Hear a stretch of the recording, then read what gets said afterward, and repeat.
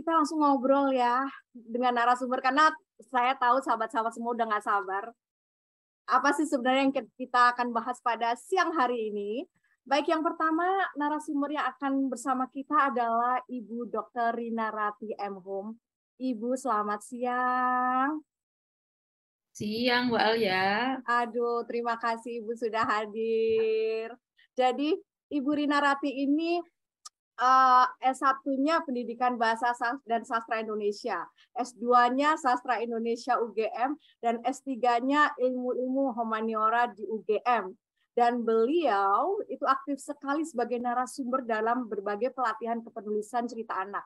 Dan ini yang menarik bagi saya, Ibu, karena saya baca-baca profil Ibu, kemudian saya menemukan bahwa Ibu telah membuat salah satu penelitian beliau, Ibu, yang ada judulnya, saya pikir ini sangat berkenaan sekali dengan acara kita pada siang hari ini, yaitu Creating Children Literature under the theme of the local wisdom based on character education. Jadi, Ibu Rina Rati, satu pertanyaan ini sebelum Ibu memulai waktu sharing session-nya.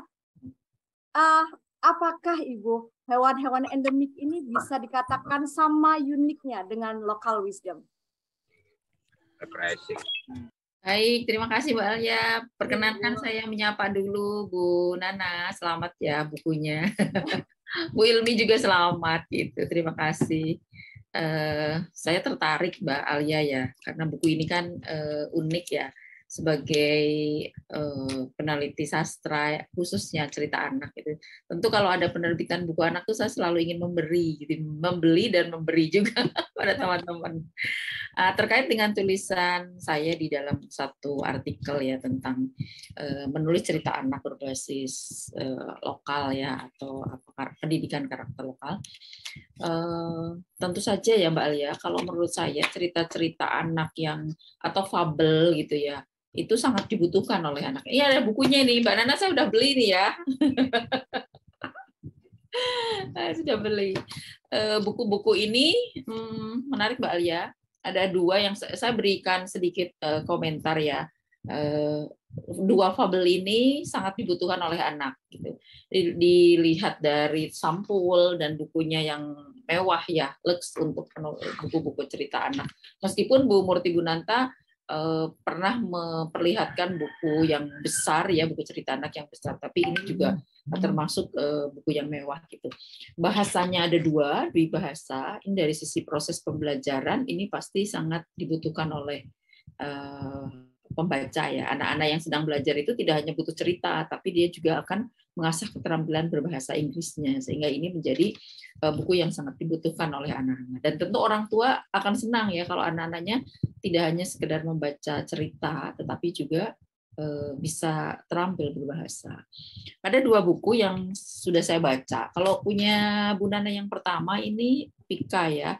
Ini tokohnya menarik ya, karena jarang sekali tokoh tentang bekantan ini. Kemudian saya melihat Bu Nana juga tahu betul ya bagaimana menulis buku untuk anak, sehingga bahasanya itu sederhana, alurnya tuh lurus begitu ya. Kemudian tetap ada klimaksnya ya, alur-alurnya bertahap gitu. Gambarnya setiap halaman sesuai ya dengan ceritanya begitu. Dan tentu saja kalau boleh saya katakan dua-duanya ini adalah buku sastra anak Mbak Alia ya. Sedangkan untuk punya Mbak siapa ini, Mbak Nurul. Mbak Nurul ini bahasanya lebih ilmiah. Ya Nurul ilmiah. Kalau saya lihat punya Mbak Nurul ini lebih tebal ceritanya, kemudian lebih kompleks dari struktur bahasa gitu ya. Kalau punya Bu Nana itu lebih sederhana sehingga mudah dipahami oleh anak-anak. Punya Bu Ilmi ini lebih kompleks struktur kalimatnya. Jadi tidak hanya sekedar kalimat biasa, tapi ada kalimat berjemuk misalnya seperti itu ya. Tapi tetap ini sebagai bacaan anak yang menarik. Ini yang saya lihat. Kemudian temanya ini sangat kuat ya di tempatnya ini. Dua-duanya sebetulnya sangat kuat tentang lingkungan gitu. Jadi kalau dikatakan ini seri hewan endemik, oke banget gitu. Begitu Alia. Ada lagi pertanyaannya? Oke banget. Bu, kalau misalnya Ibu sudah membaca, kemudian kira-kira Ibu akan merekomendasikan nggak sih buku ini ke sahabat atau ke beberapa kalangan yang mungkin peneliti.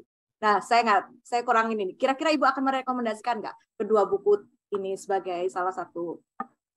Ya, tentu ya, saya akan merekomendasi karena saya akan sedikit mungkin mengulas gitu ya dalam artikel gitu ya. Sebagai contoh, Oh iya betul. Buku Sastra Anak yang Ideal. Jadi ini adalah contoh sastra anak yang ideal. Yang saya katakan ini ideal, Mbak Ilmi. Saya aja menulis buku kalau saya serahkan ke penerbit, itu buku-buku saya tidak akan dicetak ke sini karena biayanya mahal gitu ya. Kalau terlalu banyak tulisan juga anak-anak agak yang suka baca suka. Tapi kalau mahal biasanya agak pelit ya kita tuh kalau beli buku gitu. Tapi kalau untuk pembelajaran sebetulnya ini contoh yang ideal untuk anak-anak. Dari sisi cerita, dari gambar, dari bahasa. Jadi pasti saya akan promosikan ya ini. Meskipun ini baru terbitnya akan saya sampaikan dan akan saya ulas dulu ya. Mungkin saya buat dalam sebuah artikel gitu sehingga nanti ini menjadi kaya ya, menjadi orang jadi bertanya-tanya, bukunya seperti apa kok dikatakan terima kasih sekali Bu Winarati. Terima kasih sekali. Tersanjung ya Alia sama Nurul ya. Terima kasih. Iya betul. Terima kasih sekali Ibu, seorang Ibu Dr. Winarati berkenan dan memang menyebutkan buku ini ideal. Saya boleh applause juga, tepuk tangan dong buat kedua buku rebung ini, luar biasa. Ibu Winarati, terima kasih kehadirannya bersama kita di sini. Waktu kita sempit, mohon maaf ya Ibu. Saya ingin sekali sebenarnya ngobrol panjang lebar, kayaknya Bu Nana perlu bikin acara lagi, Bu. Terima kasih Bu Winarati. Sama-sama Bu Alia, selamat Bu Nana, Bu Ilmi. Baik, terima kasih.